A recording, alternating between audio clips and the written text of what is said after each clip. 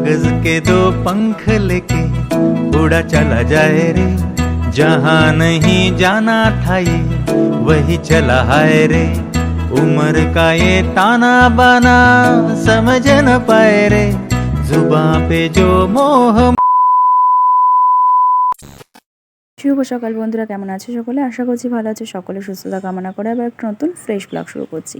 এখন ঘড়ির কাঁটা হচ্ছে ওই 8:30 মতো বাজে। এখন থেকে ব্লগটা স্টার্ট করছি। আই হোপ আজকে ব্লগটা তোমাদের ভালো লাগবে, তো পুরো ব্লগটা কন্টিনিউ দেখতে থাকো।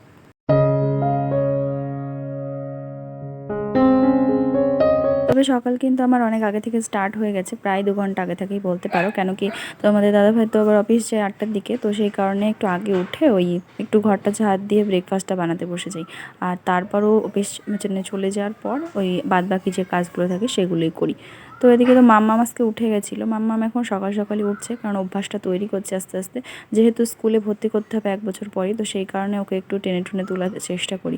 সকাল সকাল এখন যদি না উঠতে পারে না, পরে আর ওই মানে কেমন একটা অভ্যাস হয়ে যাবে বাজে, তো তখন আর উঠতেই চাইবে না, হয়তো স্কুল যেতেই চাইবে না। তো সেই কারণে তো ওদিকে তো মামামকে একটু ব্রেকফাস্ট খাইয়ে দিয়েছি উঠিয়ে ফ্রেশ করে। তার এদিকে হচ্ছে আমার কাজগুলোও কমপ্লিট হয়ে গেছে। দেখো জামা কাপড় টাপড় ধুয়ে এখন মেলে গেছে, এখন যাব হচ্ছে স্নানে।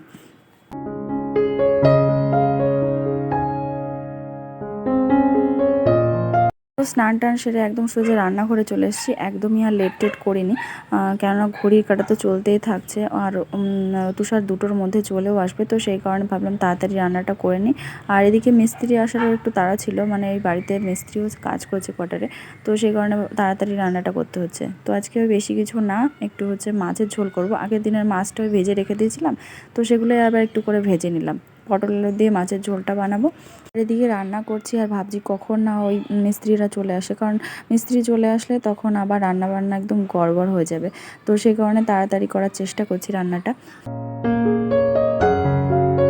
কী বলো তো, বাইরের লোক মানে ঘরের মধ্যে কাজ করলে না কেমন একটা নিজেরই অস্বস্তি হয়। তো কী করি বলো তো, ওই যখন লোক কাজ করে তখন দরজা টরজা সমস্ত কিছু খুলে আমরা বাইরের দিকে গিয়ে একটু বসে থাকি। না হলে এখানে তো কেউই থাকে না ধরো।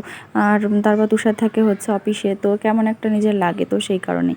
আর ওদিকে দেখো মাছের ঝোলটা মানে ফুটে এসছে, এখন মাছগুলো দিয়ে দিচ্ছি। আর তার মধ্যে ফাঁকে হচ্ছে মামামের একটু লেবুর রস করে দিয়েছিলাম। খাতে বসেছিলাম, এখন কটা বাজে, ওই 2টোর দিকে খাতে বসছি।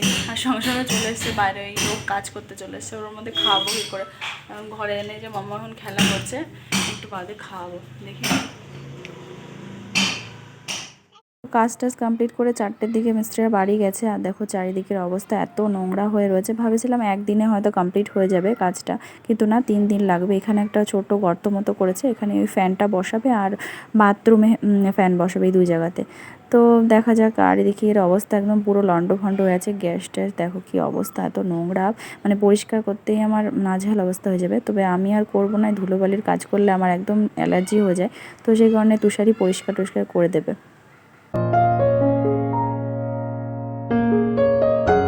তো সমস্ত কিছু পরিষ্কার করে তুষার স্নান টান করে নিল, আর আমি ঘরটাও একটু মুছে নিলাম। আর এখন চা বানিয়েছি আর মামাকে দুধ টুধ দিচ্ছি। তো আজকে আর কোনো ভিডিও করিনি, কারণ এনার্জি আর নেই। তো সেই কারণে আজকের ব্লগটা এখানে এড করছি। দেখা হচ্ছে একটা নেক্সট ব্লগে, ততক্ষণের জন্য ভালো থেকো সুস্থ থেকো। আজকের মতো এখানেই টাটা।